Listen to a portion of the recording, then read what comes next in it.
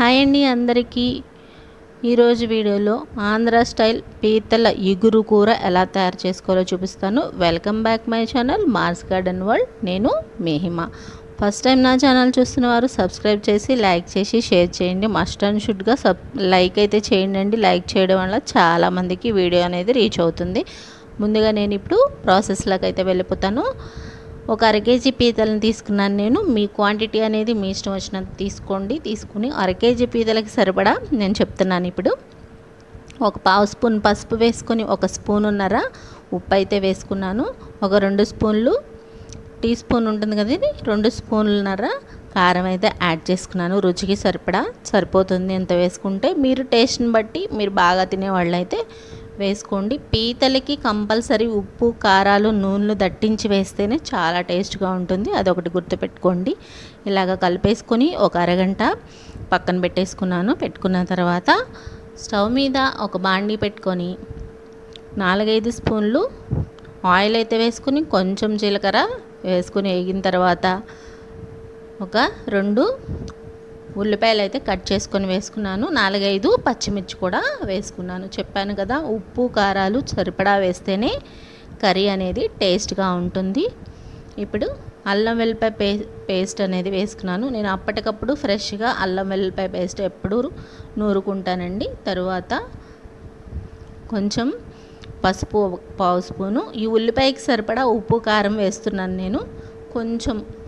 కొంచెం అంతా ఒక అర స్పూను ఉప్పు, ఒక అర స్పూన్ కారం ఉల్లిపాయకి సరిపడా వేసుకున్నాను. పీతల్లో అయితే మనం ఉప్పు కారాలు వేసుకుని పక్కన పెట్టుకున్నాం కాబట్టి ఇప్పుడు ఈ ఉల్లిపాయ గ్రేవీకి సరిపడా ఉప్పు కారం వేసుకున్నాను. ఇప్పుడు మ్యారినేట్ చేసి పెట్టుకున్న పీతల్ని దీనిలోకి యాడ్ చేసుకోవాలి.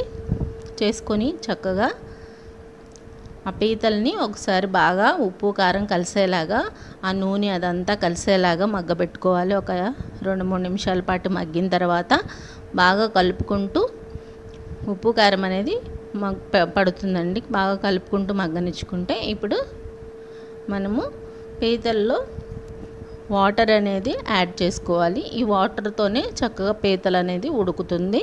ఒక పెద్ద లోటాడు వాటర్ యాడ్ చేసుకుని ముక్క ములిగే వరకు చక్కగా కలిపేసుకొని, కూర ఇది ఎగురు కదండి, పులుసు ఏమి పోయాల్సిన అవసరము లేదు. ఈ వాటర్ అనేది ఉడకటానికి సరిపడా వేసుకున్నాను నేను. ఇప్పుడు మూత పెట్టుకొని చక్కగా మగ్గనిచ్చుకుందాము.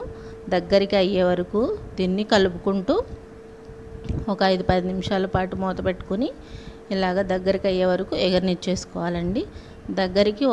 వన్స్ దగ్గరికి వచ్చేసిన తర్వాత మనము దీనిలో గరం మసాలా అనేది యాడ్ చేసుకుంటాము. ఇప్పుడు ఒక గరం మసాలా అనేది నేనే తయారు చేసుకున్నానండి. ధనియాలు, చెక్క, లవంగాలు, కొంచెం అంత జీలకర్ర, వెల్లుల్లిపాయ వేసుకుని గరం మసాలా తయారు చేసుకున్నాను నేను. తయారు చేసుకుని దీనిలో చక్కగా కలిపేసుకుంటూ దగ్గరికి అయిన తర్వాత మనం ఇప్పుడు ఆ గరం మసాలా అనేది దీనిలో యాడ్ చేస్తున్నాము. చూసారు కదా, గరం మసాలా టేస్టే దీనికి బాగా పీతలకి పడుతుంది.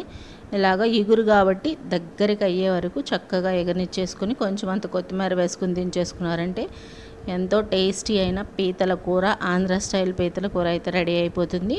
మీరు కూడా ట్రై చేసి ఫీడ్బ్యాక్ అయితే ఇవ్వండి.